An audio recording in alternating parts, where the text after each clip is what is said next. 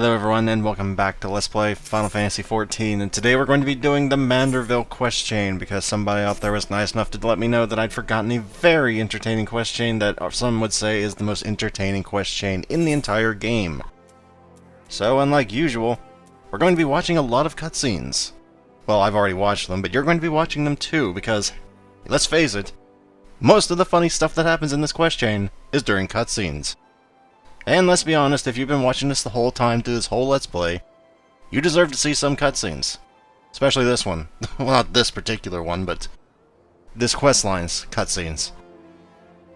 But I will warn you, this is full of absolutely stupid stuff. But you will laugh if you have a good sense of humor.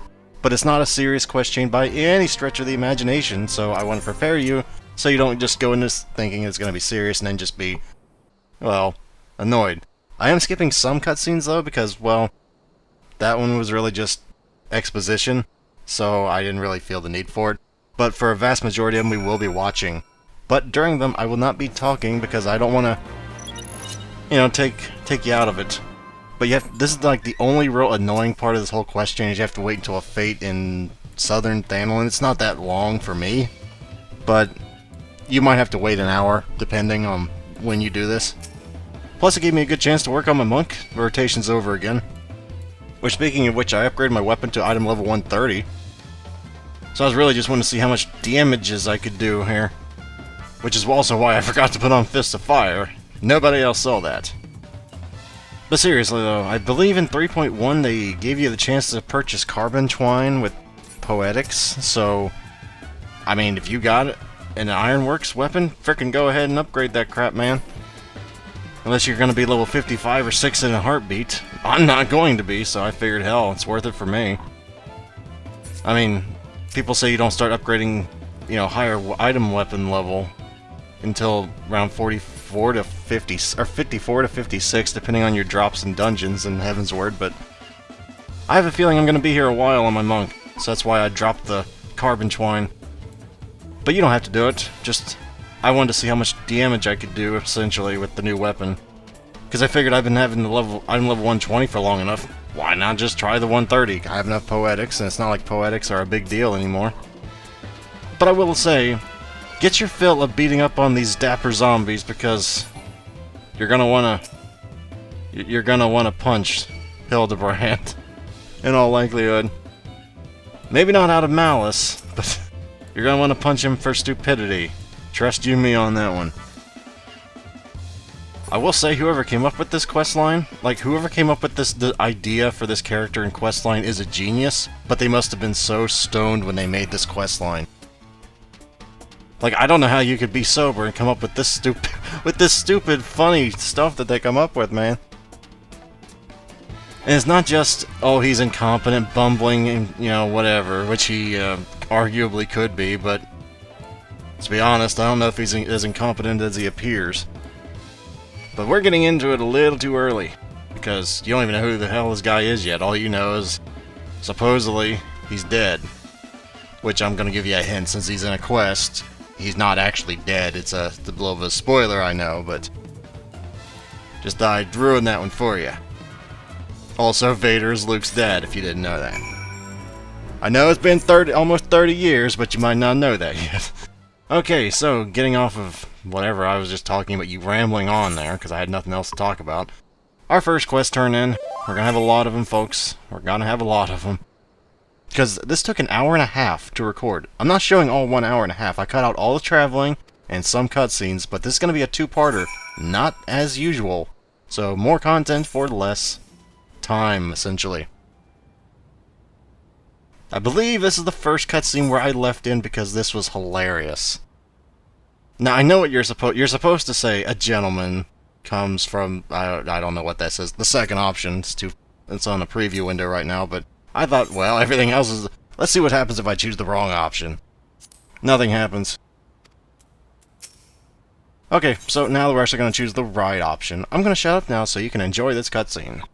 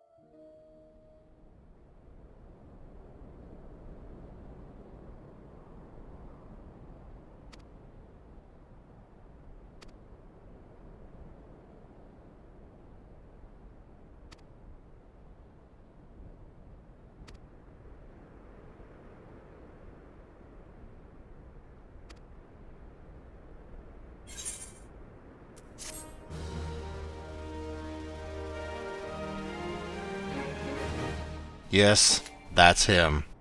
Yeah, he's just as over the top as he seems. And I really hope you enjoy that posing, because we're going to be seeing a whole hell of a lot of it over the next hour. That's not the only funny thing he does, but that is one of them. I mean, I don't know who just stands like that, but apparently Hildibrand does. It makes a lot more sense later in the questline why he is the way he is, but right now, not so much. So the standard go talk to certain people in towns, this is not different. But it's not supposed to be different, and yes, I went a little overboard on the editing, just because I really wanted to try and cut down on the length of the video, so I edited out 2 steps. Or more like 10 right there, but I did it anyway. Oh, goodness gracious. I don't know what to think of those 2 so far. I mean, I like the characters, it's just one of the dumbest plot lines I ever remember in any MMORPG I've ever played. And mind you, that is an accomplishment. Okay, that is a frickin' accomplishment after what I've done in MMOs. I'm talking on the level of an NPC making this thing sound really big and ominous when it's really just go across town and give this guy an item. I don't even remember what this cutscene's about. Oh, wait, no, I do.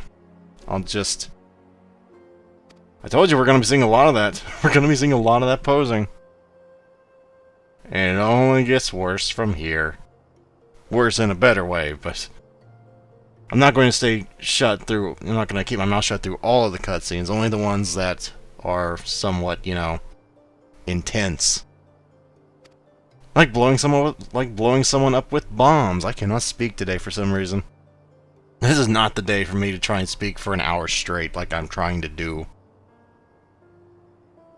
By the time I get done with this, the servers are already down. I was gonna say, by the time I'm done with this, the servers will be down for maintenance, but I just checked the time, it's already down. Anyway, because it's 1:04 a.m. here.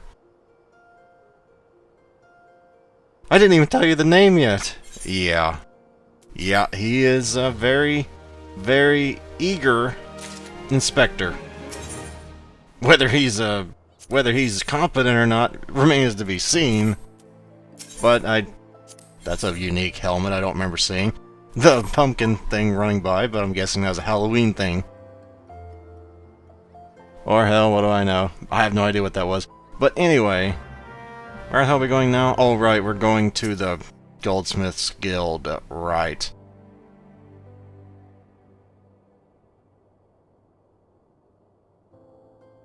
Can you imagine if you just turned around and saw that back there? Can you even imagine what your reaction would be? A guy just doing that? You'd think it's a statue. At least I would. Not to mention the fact that the man's clothes are in tatters, and I don't really know. I'd probably think the guy was a psychopath. I don't know if I'd be too far from the truth, really. I mean, he seems like a nice enough guy so far. But I think most psychopaths do. That's kind of how they get their victims. But I think I'm making a slightly darker tone to this quest than really need be. That's just usually the way I do things. It is a nice looking Femro, though. I think all Femros look good. I just don't like the pink hair, but then it's just personal preference at that point. Or, I can't quite tell what color that is. It's a reddish hue of some sort. I don't know art. Seriously, I almost failed frickin' art class in high school. That's how bad I am at it. Hell, I almost failed music as well. I suck at art. Back on to topic here. I like how they actually put some detail in when she was falling asleep and her ears perked back up. Yeah, I don't know. That's just one of those neat little side things that they didn't really have to do, but it's neat. That's neat that they did. What did she just say? The things are looking at me? Yeah. Normally I would just skip all that stuff and go right to the quest giver, but when someone says the crate's looking at me funny, you can't really just ignore the crate. Well, you could, but it'd be a little foolish to do so. Except in MMOs, because you know it's not important unless it has a thing above it. Nowadays. I remember back when there wasn't markers on your map for your quests. Oh, it was terrible. It was absolutely terrible back then. Good God, I must have spent 20 minutes at a time, sometimes finding what I was trying to kill before. But that has nothing to do with what we're doing at hand. So, what do you think her solution to this is going to be? Yeah, if you watched the previous cutscene, should have been obvious. She's gonna blow the crap out of it, or ask us to do the honors. I like her. I like the way she deals with her problems in life. Just blow them up. Seriously, wouldn't that kill the man's back just doing that after a while? I mean, I don't want to try and do it. My back's already bad enough, but man, that guy's back must be like steel. To not ever get sore after standing like that so long.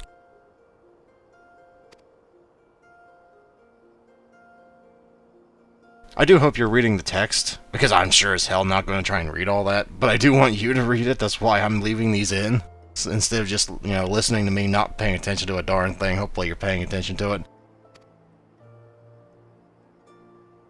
Because I'm not going to try and reiterate what just happened, so if you're looking, like, waiting for a summary, you probably shouldn't. Because, well, I might at the very end of the videos, but not now.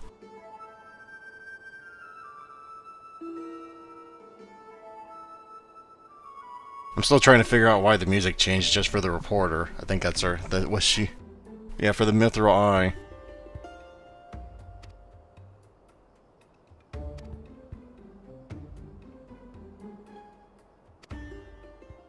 I'm sorry, I don't really have anything else to say here. Oh yeah, I didn't even tell you. That's a recurring theme. He always runs off before someone tells him what they were supposed to do. But the reason I question if he's actually incompetent is because he always finds the way there, even without actually listening. So he must be a fairly good detective, if he can still find out what he's supposed to do if he didn't listen. Granted, he'd even be better if he actually listened, but, you know, sometimes you can't have everything with personalities. By the way, did I mention there's a crap ton of backtracking in this quest? I hope you like backtracking, because you're going to be doing a frick load of it.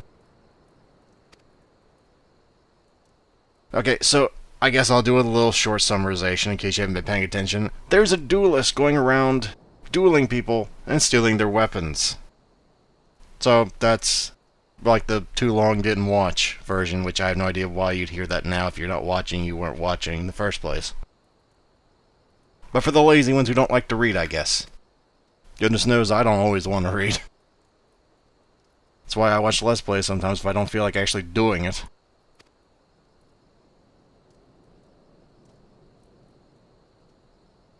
Now this guy made me think, do you actually lose your hair for worrying? Because that's his story here, yeah, you can read if not. But does worrying actually make you lose your hair? I've heard the rumor, but I've never actually looked it up. That's just one of those things I've always wondered if it's actually just a myth, or if that's actually true, has some basis in reality. Anyway, yes, this guy is about as trustworthy as he looks. Meaning he's not very. Or maybe you think he looks trustworthy, I just don't trust that slick back hair look. I don't know, it always happens when there's villains and they have that hair look, isn't it? Of course, I'm not gonna lie. First thing I thought he was the duelist. But it doesn't really make sense, and it's kind of obvious. If you played Final Fantasy XIV, who the duelist is. If you never played that, then suffice to say, you're gonna know the duelist when you see him. Or you'll know the duelist when you see them, I suppose. The proper pronoun would be. Actually, I don't know what the proper pronoun would be. It doesn't really matter at this junction, though, so I guess I'll just shut up about it. Because I try not to ramble too hard off topic. So, who's liking the questline so far? I know a lot of people, this question is just polarizing. Some people absolutely love the stupidity of it, and others are not so... what's the word? Not quite so open-minded to stupid humor. And I gotta admit, it's not my favorite kind of humor either. But it's nice to see some comedy injected into the game, because this is pretty much the only comedy quest that I can remember off the top of my head right now. It's a shame though that you can't do this but once per character. It is really a shame. This is a fun questline. I gotta give it props, except for all the backtracking. But that's really, you know, notorious video MMO.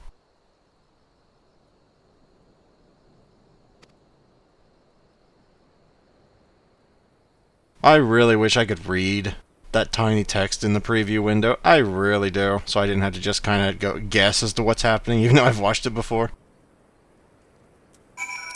Okay, so we're going to go down that way. Nice.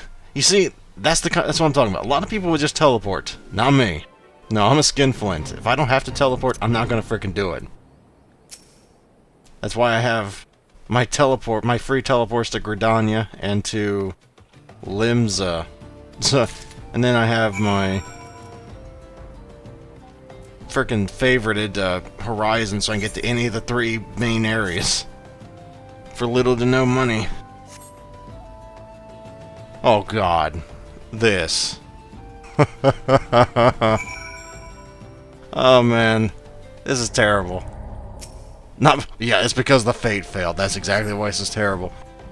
Okay, the first one makes sense. He wants salamander oil for some medical reason to not go into the water, but now he wants us to massage him. And massage him. And keep doing it just because. No, I don't know why they really hammered this point home, but they really wanted to. You think the assistant would want to do this, not me. I think by the last time I got so bored. Yeah, I got so bored. I'm like, well, frick, dude, I might as well just look at my gear. I haven't played on my monk in a while. Toward the end of it, I was getting a little short-tempered. I mean, I don't mind just artificially inflating the length of something, but when it's so obvious, here, do this like 5 times, it just starts grating on my nerves. And that takes some doing to get on my nerves, especially in an MMORPG. Okay, well, this quest is nearly done, and then I believe we're probably around halfway through with the quest chain by this point. They're around, I think. Because I believe we also... yes. I was trying to figure out what that said, but I always try and make sure I read each and every item's description, even if it's a tiny millisecond.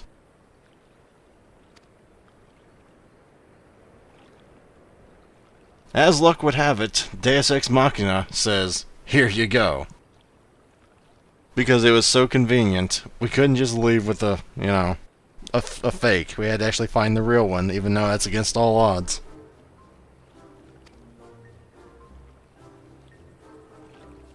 I mean, to be fair, Hildibrand is an optimist. I'm not an optimist. Like, the whole argument before this was, that sword'll never be there, you know. It's their watering hole, somebody'll find it and take it, and then... of course, he has to be proven right. It's still there. Again, another reason why I think he might actually be competent. Though I'm really just gonna chalk that one up to optimism more than competence. What was it? Causation does not equal... no, it was... oh god, I forgot that saying already. Lack of evidence is not evidence of some... you know what? I'm just making an idiot of myself at this point. Well, at least we did a good deed. We got the man back his sword. That's something, right? I mean, we've seen this hundreds of times before in the game already, so I'm sure this will be a perfectly normal cutscene. I'm gonna shut up now, though.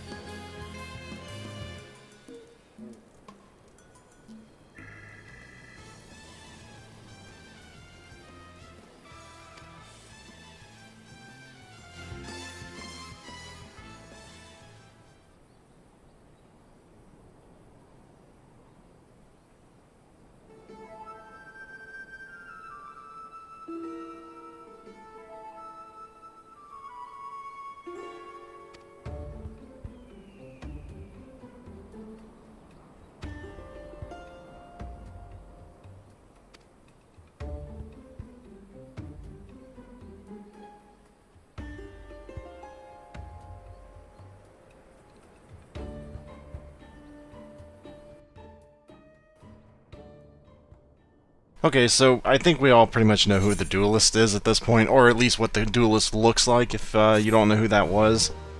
But we know what the duelist looks like now. At least I should hope that was the duelist, considering he just knocked a man out in solo combat. Oh god, this. Well, I'll shut up again.